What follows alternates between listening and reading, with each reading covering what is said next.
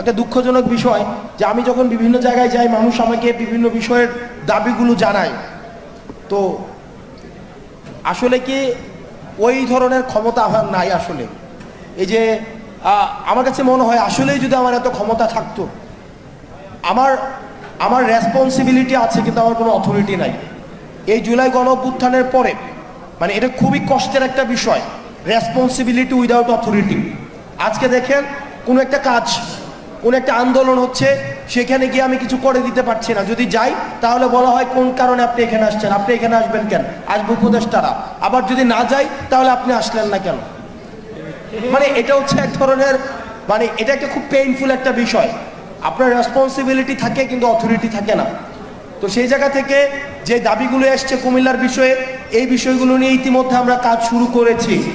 আমরা বিশ্বাস করি, আমরা ভরসা রাখতে চাই এই নির্বাচনের আগেই এই অন্তর্বর্তীকালীন সরকারের অধীনেই কুমিল্লা নামে এই বিভাগ হবে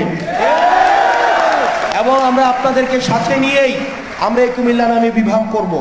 দ্বিতীয়ত যে ইনফ্রাস্ট্রাকচারাল যে বিষয়গুলো রয়েছে, এয়ারপোর্টের কথা, ইপিজেটের কথা, কর্মসংস্থানের কথা, এই বিষয়গুলো এগুলো হচ্ছে ডুয়েবল, এগুলো হচ্ছে প্র্যাগম্যাটিক দাবি এবং এই বিষয়গুলো হচ্ছে পর্যালোচনার মধ্যে রয়েছে। আমরা আশা করি এগুলো হচ্ছে ধাপে ধাপে হয়ে যাবে।